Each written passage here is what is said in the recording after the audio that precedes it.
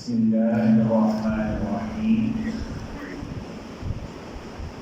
اسلامی تاریخ میں سے حضرت ابراہیم کے بیٹے اسماعیل علیہ السلام کا تعارف۔ حضرت اسماعیل علیہ السلام حضرت ابراہیم کے بڑے بیٹے تھے۔ قرآن کریم کی 8 سورتوں کی 8 آیات میں اللہ تعالیٰ نے آپ کا تذکرہ کیا ہے۔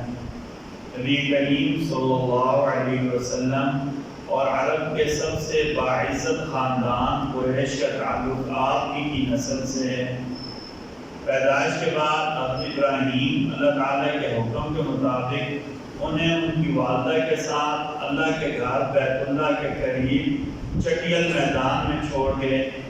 جب کھانے پینے کا سامان ختم ہو گیا تو حضرت اسماعیل کی تربیت اور پرورش کے لیے اللہ تعالیٰ نے زمزم کا چشمہ جاری کیا جو آج بھی وہاں موجود ہے۔ اتفاق سے بلجرم میں قبیلہ ہے، ان کے کچھ لوگ وہاں سے گزرے، انہوں نے دیکھا کہ اللہ کے گھر کے قریب پانی کا چشمہ بہہ رہا ہے، اس کا پانی بھی انتہائی میٹھا ہے۔ انہوں نے اماں ہاجر علیہ السلام سے اس جگہ رہنے کی اجازت مانگی۔ انہوں نے انہیں اجازت دی، جس پر اللہ کے گھر کے قریب ایک گاؤں آباد ہو گیا۔ اسماعیل علیہ السلام کی قربانی اللہ تعالیٰ نے ابراہیم علیہ السلام سے مانگی۔ دونوں باپ بیٹا خوشی سے راضی ہو گئے۔ جب چھری گردن پر چلنے لگی تو اللہ تعالیٰ نے خوش ہو کر ان کی جگہ جنت سے ایک مینڈا بھیج دیا، اس کی قربانی کی گئی۔ اسی کی یاد میں عید الاضحیٰ کے موقع پر مسلمان ہر سال قربانی کرتے ہیں۔ حضرت اسماعیل علیہ السلام نے 135 سال کی عمر میں وفات پائی اور اپنی والدہ ماجدہ کے ساتھ حرم کے صحن میں دفن کیے گئے۔ ایک سنت کے بارے میں خوشی کی بات سن کر کیا کہنا چاہیے؟ نبی کریم صلی اللہ علیہ وسلم جب خوشی کی بات دیکھتے تو یوں کہتے ہیں الحمدللہ الذی بنعمتہ تتم الصالحات، الحمدللہ الذی بنعمتہ تتم الصالحات۔ ساری تعریفیں اللہ کے لیے ہیں جن کی نعمتوں سے اچھائیاں مکمل ہوتی ہیں۔ ایک فضیلت پر عمل، جمعہ کے دن سورہ کہف پڑھنا۔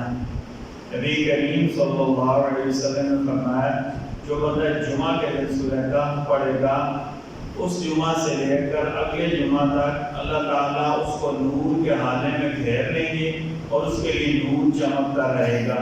فرمان لکھا نور کا آنا اصل میں ایک فرشتہ ہوتا ہے جو اس بندے کی حفاظت کے لیے آ جاتا ہے۔ جو بندہ جمعہ کے دن سورہ کہف پڑھے گا اگلے جمعہ تک اس کے ارد گرد نور چمکتا رہے گا، اللہ اس کی حفاظت فرماتے رہیں گے۔